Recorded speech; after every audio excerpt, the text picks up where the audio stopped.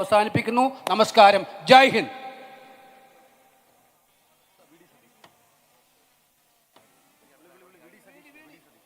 പ്രിയമുള്ളവരെ, ഈ മഹാസമ്മേളനത്തെ അഭിസംബോധന ചെയ്തുകൊണ്ട് ആദർശ കേരളത്തിന്റെ അഭിമാനമായ പ്രിയങ്കരനായ പ്രതിപക്ഷ നേതാവ് ശ്രീ വി ഡി സതീശൻ സംസാരിക്കുന്നു.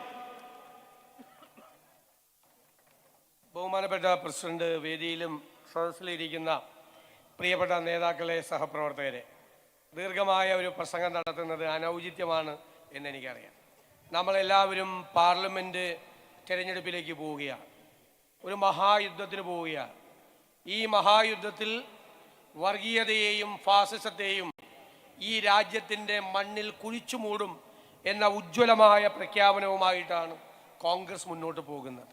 സംസ്ഥാനത്ത് ഈ ദുർഭരണത്തിനെതിരായി, ഈ അഴിമതിക്കാർക്കെതിരായി, ഈ ധിക്കാരികൾക്കെതിരായി ഉള്ള നമ്മുടെ പ്രയത്നം, നമ്മുടെ കഠിനാധ്വാനം, അതിൻ്റെ റിസൾട്ടാണ് ഈ തെരഞ്ഞെടുപ്പിൽ ഉണ്ടാകേണ്ടത് എന്ന് ഞാൻ വിനയപൂർവ്വം നിങ്ങളെ ഓർമ്മിപ്പിക്കുന്നു.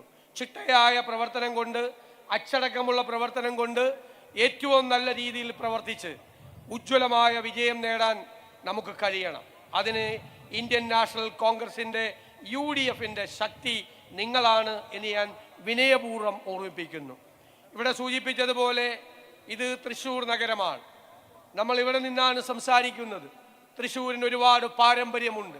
നമ്മൾ എല്ലാ കാലത്തും നമ്മുടെ ഹൃദയത്തിൽ നമ്മൾ സൂക്ഷിച്ചിട്ടുള്ള പ്രിയങ്കരനായ ലീഡർ കെ കരുണാകരൻ്റെ മണ്ണാണ് ഈ തൃശ്ശൂർ. ഇവിടെ ജനാധിപത്യ ശക്തികൾ ഉജ്ജ്വലമായ വിജയം നേടുന്ന ഒരു തെരഞ്ഞെടുപ്പായി ഇത് മാറണം. ആര് വന്നാലും, ആര് പ്രചരണം നടത്തിയാലും ഫാസിസ്റ്റ് ശക്തികളെ, വർഗീയ ശക്തികളെ ഒരു വിട്ടുവീഴ്ചയുമില്ലാതെ പോരാടി പരാജയപ്പെടുത്തും എന്നുള്ള ദൃഢപ്രഖ്യാപനമാണ് തൃശ്ശൂരിൽ പ്രത്യേകമായി സ്വീകരിക്കേണ്ടത് എന്ന് ഞാൻ നിങ്ങളെ ഓർമ്മപ്പെടുത്തുന്നു.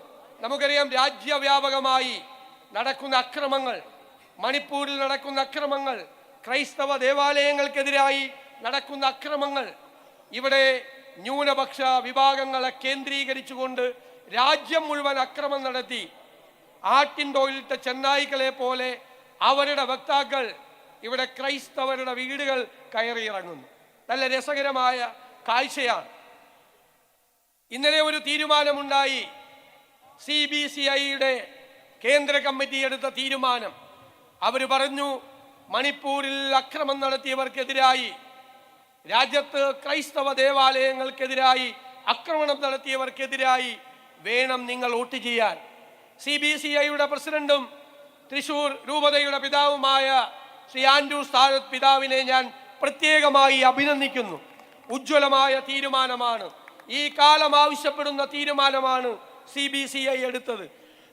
ഈ നാട്ടിൽ വീണ്ടും മോഡി ഭരണകൂടം അധികാരത്തിൽ വന്നാൽ ഈ നാട്ടിലെ ജനങ്ങൾ അനുഭവിക്കാൻ പോകുന്ന അരക്ഷിതത്വത്തിന്, അടിച്ചമർത്തലുകൾക്ക്, പ്രതിപക്ഷ രാഷ്ട്രീയ പ്രവർത്തനം ഇല്ലാതാക്കാൻ നടക്കുന്ന പ്രവർത്തനങ്ങൾക്ക് എല്ലാം നമ്മൾ തീർച്ചയായും അതിന് അനുമതി കൊടുക്കുന്നതായിരിക്കും അവർ അധികാരത്തിൽ വരുന്നത്.